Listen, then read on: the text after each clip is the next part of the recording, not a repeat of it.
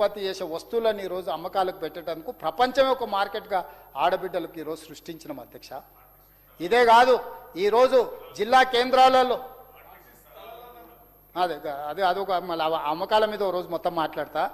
అదేవిధంగా అధ్యక్ష, ఈరోజు ఇందిరా మహిళ ఈ స్వయం సహాయక సంఘాలకు అన్ని జిల్లా కేంద్రాలలో ఈరోజు 22 భవనాలను మనం ప్రారంభించుకోబోతున్నాం అధ్యక్ష.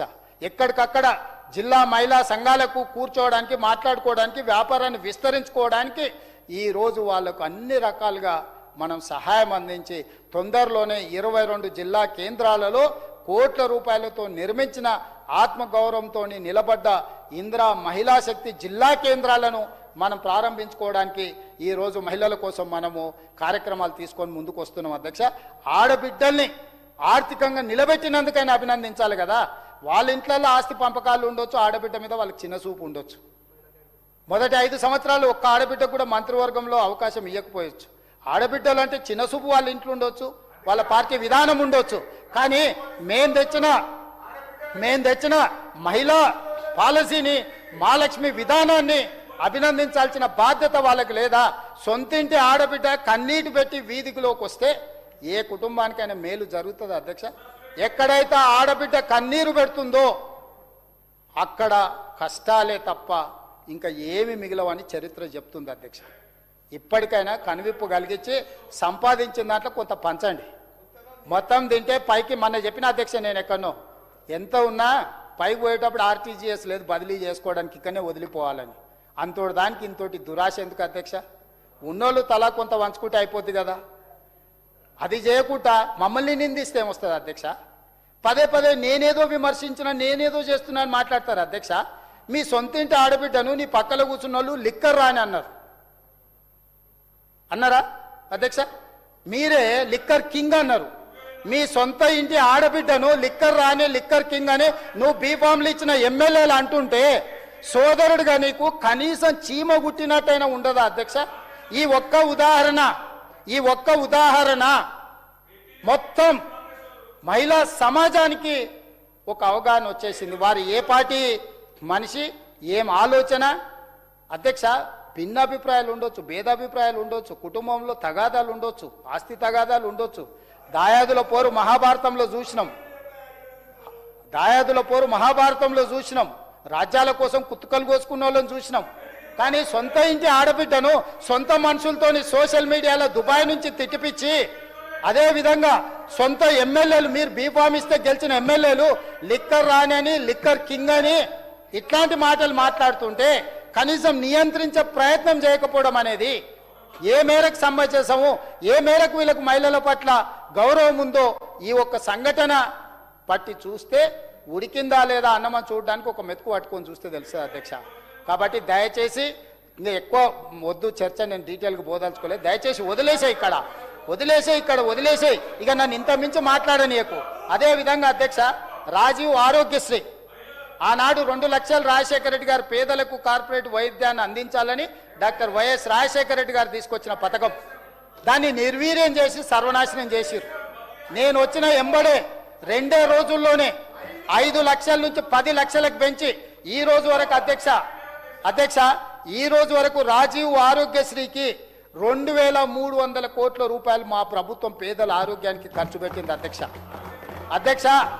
సీఎం రిలీఫ్ ఫండ్ వాళ్ళకి చుట్టాలకు కావాల్సిన వాళ్ళకు ఇచ్చి చెక్కులు కూడా వాళ్ళ ఖాతాలను వేసుకొని పాపం పేదోళ్ళ మీద, బాధితుల మీద, నిర్వీర్యమైన వాళ్ళని పెట్టి, పిఎలను పెట్టించి చెక్కులని ఖాతాలు వేసుకొని దొంగలిచ్చిన దొంగలు అధ్యక్ష. సీఎం రిలీఫ్ ఫండ్ను, ఆ రాజీవ్ ఆరోగ్యశ్రీ చెక్కులను కొల్లగొట్టి ఏ మాత్రం సిగ్గుపడకుండా అక్కడ నించొని మమ్మల్ని నిందిస్తారు అధ్యక్ష. చెక్కుల రూపంలో పేదోళ్ళకి చెందాల్సిన రాజీవ్ ఆరోగ్యశ్రీ చెక్కులను, సీఎం రిలీఫ్ ఫండ్ చెక్కులను తరలించి వేరే ఖాతాలు వేసుకొని దొంగిలించిన దొంగలు అధ్యక్ష. పేదోడు సొమ్ము తిన్నోడు ఎవడైనా బాగుపడతాడు అధ్యక్ష? ఎంత పరిస్థితి లేనోడో రాజీవ్ ఆరోగ్యశ్రీకి అప్లై చేసుకుంటాడు అధ్యక్ష. ఇవాళకి 2046 కోట్ల రూపాయలు ఈ రోజుకి నేను సీఎం రిలీఫ్ ఫండ్లో ఖర్చు పెట్టిన అధ్యక్ష. మొత్తం కలిపి దాదాపుగా ఈ 26, 25, 26 నెలల 4,400 కోట్ల రూపాయలు ఈరోజు పేదల వైద్యం కోసం ఆరోగ్యం కోసం ప్రభుత్వం ఖర్చు పెట్టింది అధ్యక్ష. దానికోసమైనా అభినందించాలి కదా అధ్యక్ష.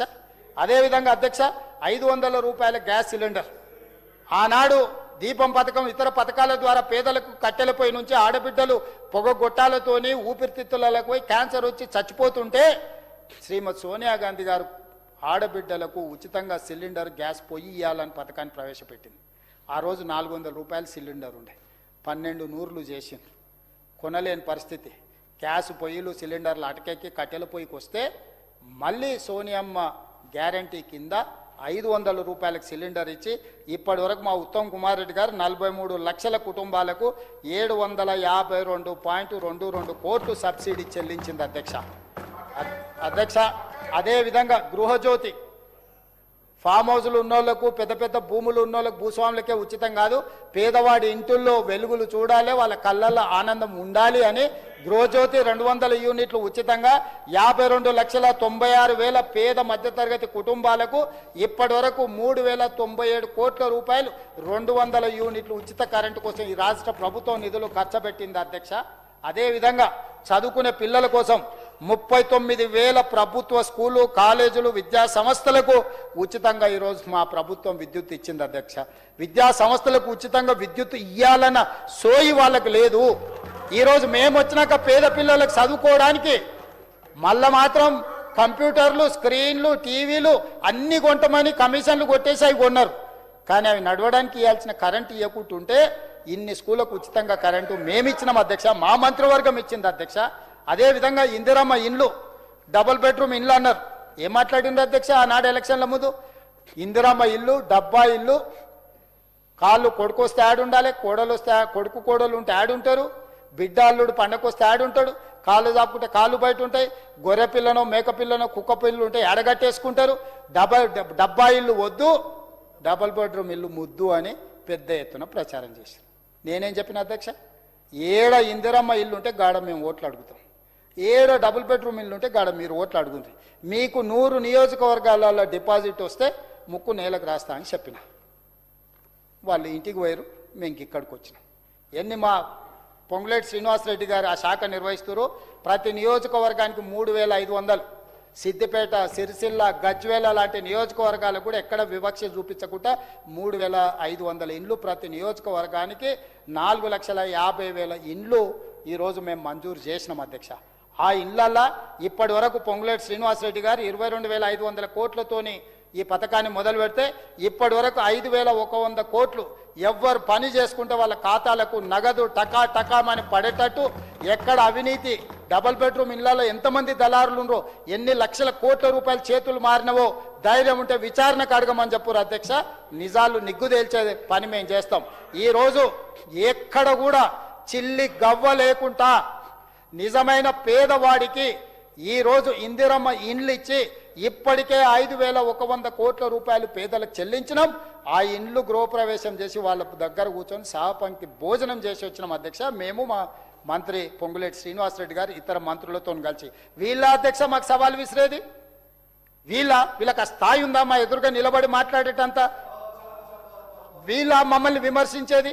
అదేవిధంగా రైతు రుణమాఫీ 25,35,964 మంది రైతులకు 20,616 కోట్ల రూపాయల రైతు రుణమాఫీ 2 లక్షల రూపాయలు మొదటి సంవత్సరంలోనే చేసి రైతు రుణమాఫీ చేసి రైతులకు విముక్తి కలిగించి నిన్నగాక మన కేంద్ర ప్రభుత్వం విడుదల చేసిన నివేదికలో అతి తక్కువ అప్పులున్న రైతు రాష్ట్రం తెలంగాణ రాష్ట్రాన్ని కేంద్ర ప్రభుత్వం ప్రకటించింది అధ్యక్ష. అందుకే ఈరోజు ఇదే కాదు, రైతు భరోసా 1,52,00,000 ఎకరాలకు 70 లక్షల పైగా రైతులకు ఇప్పటి వరకు 18,000 కోట్ల రూపాయలు ఇచ్చినాం. రేపు 22 నాడు మళ్ళీ రైతు భరోసా కార్యక్రమాన్ని మొదలు పెట్టబోతున్నాం అధ్యక్ష. అదేవిధంగా సన్న ఓట్లకు బోనసు ఈ రోజుకు మా ఉత్తమ్ కుమార్ రెడ్డి గారు సన్న ఓట్లకు బోనసు ఇప్పటి వరకు 1,940 కోట్ల రూపాయలు ఇప్పటి వరకు చెల్లించిండ్రు అధ్యక్ష. ఇవి మా గ్యారంటీలు. ప్రజలు మమ్మల్ని నమ్మిండ్రు కాబట్టి మాకు కంటోన్మెంట్ ఉప ఎన్నికలలో పట్టం కట్టిరు. జూబ్లీ హిల్స్ ఉప ఎన్నికలలో పట్టం కట్టిరు, సర్పంచ్ ఎన్నికలలో 66% సీట్లు ఇచ్చి పట్టం కట్టిరు, మున్సిపల్ ఎన్నికలలో 85 నుంచి 90% ఓట్లు ఇచ్చి పట్టం కట్టిరు. ఇది రెఫరెండం అన్నోళ్లకు ప్రజలు గుణపాఠం చెప్పిండ్రు. లోకసభలో మీకు గుండుసున్న ఇచ్చారు అధ్యక్ష.